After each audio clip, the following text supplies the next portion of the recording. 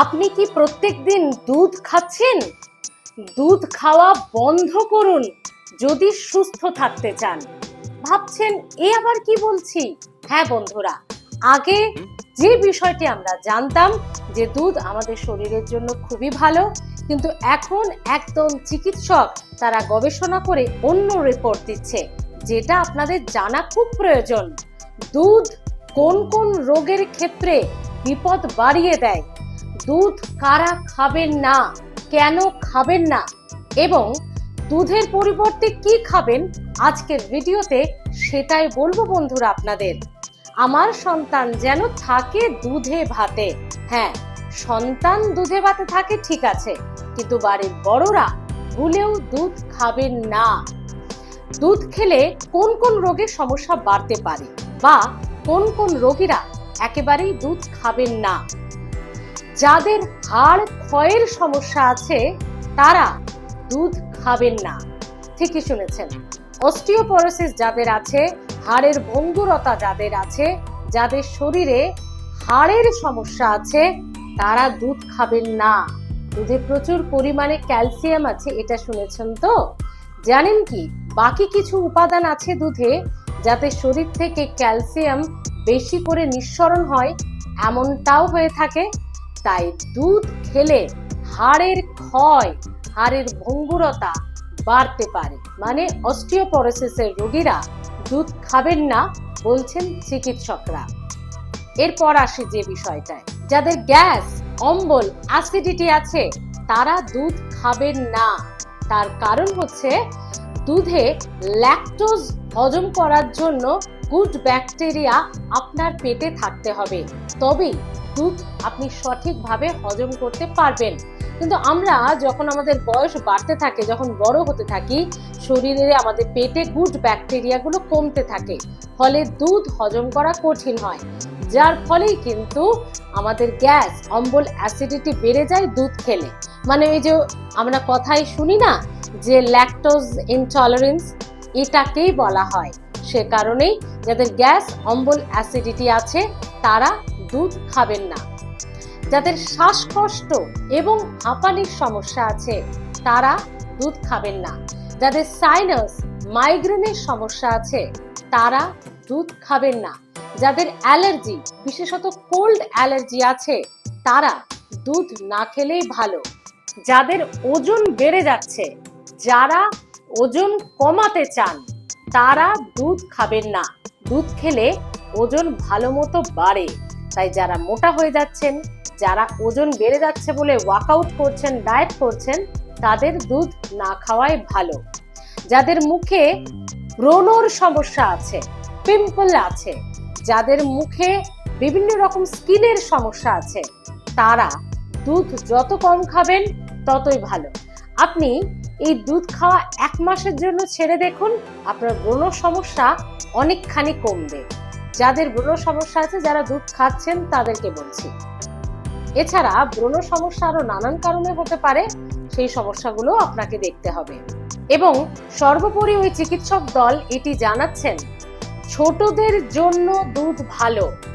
Animal protein, animal source of protein, এগুলো ভালো, কিন্তু বড়দের জন্য দুধ ভালো নয়। কারণ প্রাকৃতিক নিয়মে আমাদের পেটে যে গুড ব্যাকটেরিয়া থাকে, আমাদের বয়স বাড়ার সঙ্গে সঙ্গে সেগুলো কমতে থাকে। আমাদের লাইফস্টাইলের ফলে সেগুলো কমতে থাকে, আমাদের ঠিকঠাক খাওয়া দাওয়া না করার ফলে সেগুলো কমতে থাকে। কিন্তু ওই যে দুধে ভাতে থাকা সন্তান, আমার সন্তান যেন থাকে দুধে ভাতে, এই কথাটা কত বড় সত্যি জানেন? সন্তান মানে আমরা ছোটদেরকেই বলে থাকি। হ্যাঁ, তো সেই বাড়ির বাচ্চাদের পেটে গুড ব্যাকটেরিয়া, মানে ল্যাকটোজ হজম করার ক্ষমতা তাদের খুব বেশি থাকে কিছু কিছু বাচ্চা ছেড়ে দিলে। তাই তারা দুধ ভালো মতো হজম করতে পারে, এবং তারা প্রকৃতিগতভাবে, প্রাকৃতিক কারণেই, যেহেতু তারা মাছ, মাংস, ডিম আমাদের মতো বড় নয়, খেতে পারে না, তারা দুধটাই তাদের খাবার, তাই প্রকৃতিও ওইভাবেই সৃষ্টি করেছে। সে কারণেই ছোট বয়স অবধি দুধ ভালো, কিন্তু একটু বয়স বেড়ে গেলে, আপনি অ্যাডাল্ট হয়ে গেলে দুধ আপনার জন্য ততটা উপকারী নয়, বরং দুধ আপনার জন্য বিপদ বাড়াবে। তাই দুধ খাবেন না। এবার আপনি বলবেন দুধে তো অনেক উপাদান রয়েছে, অনেক খাদ্যগুণ রয়েছে, সেগুলো পাবেন কিসে? সেগুলো খান, তাহলেই তো আর দুধ খাওয়ার কোনো প্রশ্ন আসছে না। দুধের একেবারে ঠিকঠাক বিকল্প খাবারগুলো জেনে নিন। মোরিঙ্গা পাউডার বা সজনে পাতা, good source of calcium and etc, যা যা দুধে থাকে সবটাই এই মোরিঙ্গা পাউডার বা সজনে পাতাতে বেশি পরিমাণে থাকে। তাই মোরিঙ্গা পাউডার বা সজনে পাতা আপনারা খেতে পারেন দুধের পরিবর্তে।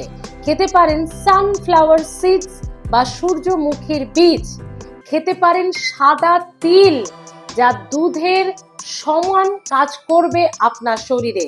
চিয়া সিড এখন তো খুব বিখ্যাত, চিয়া সিডও দুধের সমান কাজ করে। রাগি পাউডার, অনেকেই এটা খেয়ে থাকেন, যারা জানেন না দুধ না খেয়ে রাগি পাউডার খান, বিভিন্ন ফর্মে বিভিন্ন খাবার তৈরি করে আপনারা এটা খেতে পারেন। এবং পালং শাক, আপনারা এই পালং শাকেও কিন্তু দুধের মতো গুণাগুণই পাবেন। তো বন্ধুরা, এই এতগুলো খাবার বলে দিলাম, আপনারা এর প্রত্যেকটিতে দুধের সমান উপকারী পাবেন। তাহলে দেখলেন তো, দুধ না খেয়েও আমরা দুধের সমান উপকারী খাবার খেতে পারি এই খাবারগুলো খেয়ে। তাই আজ থেকেই সুস্থ থাকতে হলে ওই চিকিৎসকদের রিপোর্ট অনুযায়ী দুধ না খেয়ে এই খাবারগুলি খান, তাহলে আপনার সমস্যাও বাড়বে না, আপনার কাজে আপনার দৈনন্দিন জীবনে কোনো অসুবিধাও হবে না, অথচ আপনি ফিট অ্যান্ড ফাইন থাকবেন। আরেকটা খুব ভ্যালিড পয়েন্টও চিকিৎসকেরা বলেছেন, এখন খুব ন্যাচারাল উপায়ে দুধ তৈরি, মানে গরুর কাছ থেকেই দুধ পাওয়াটা খুব মুশকিল। মানে সেটা যদি আপনার বাড়ির দুধ হয়, বাড়ির গরু হয়, আপনি ঘাস পাতা শাক খাইয়ে তাকে মানুষ করছেন, সে বেড়ে উঠছে, ঠিক আছে, কিন্তু ম্যাক্সিমাম গরুর দুধই এখন ফার্মে থাকা গরু, খাটালে থাকা গরু, তাদেরকে শুধু ঘাস পাতা খাওয়ানো হয় না, এছাড়া তাদের কাছ থেকে অনেক বেশি বেশি দুধ পেতে, তাদেরকে সুস্থ সবল রাখতে, তাদেরকে একবারে হাট্টা কাট্টা মজবুত রাখতে অনেক রাসায়নিক খাবারও খাওয়ানো হয়, যেমন মাছে মাংসে মুরগিতে। ঠিক একইভাবে গরুকেও, ফার্মের মানে খাটালের গরুকেও সেটা খাওয়ানো হয়। তাই বুঝতেই পাচ্ছেন, সে নিজে যখন রাসায়নিক, তীব্র রাসায়নিক খাচ্ছে, তার দুধে কি কি থাকতে পারে, সে কারণেই আগের সঙ্গে এখনকার বিষয়টা মেলাবেন না। সে কারণেই চিকিৎসকেরা বলছেন যে ওইভাবে পিওর দুধ আপনার পাওয়া খুব মুশকিল। যাদের বাড়িতে গরু আছে তাদের আলাদা কথা, আর থাকলেও বিভিন্ন সমস্যা তৈরি হতে পারে। তাই সব থেকে ভালো হচ্ছে দুধ না খেয়ে দুধের বিকল্পগুলো খান, যেগুলো কিন্তু আপনি প্রকৃতির কাছ থেকেই পাচ্ছেন। তাই চিন্তা কিসের? কেমন লাগলো এই টিপসগুলো জানাতে ভুলবেন না। আপনারা যারা ভাবছেন যে এটা আমি ঠিক বলছি কিনা, একটু নেট সার্চ করে দেখুন, আপনারা সাম্প্রতিক সময়ে এই গবেষণার রিপোর্ট নিশ্চয়ই পেয়ে যাবেন। একটু সার্চ করে দেখবেন, একটু পড়াশোনা করবেন, দেখবেন, তাহলে আপনার প্রশ্নের উত্তর আপনি নিজেই দিতে পারবেন। হেলথ ফার্স্ট কেমন লাগছে জানাতে ভুলবেন না। কোন ধরনের ভিডিও দেখতে চান অবশ্যই আমাদের জানাবেন।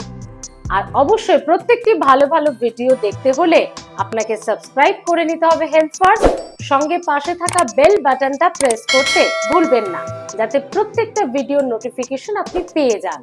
তাই একটি ভিডিও মিস করবেন না, দেখতে থাকুন হেলথ ফার্স্ট, কারণ স্বাস্থ্য সবার আগে।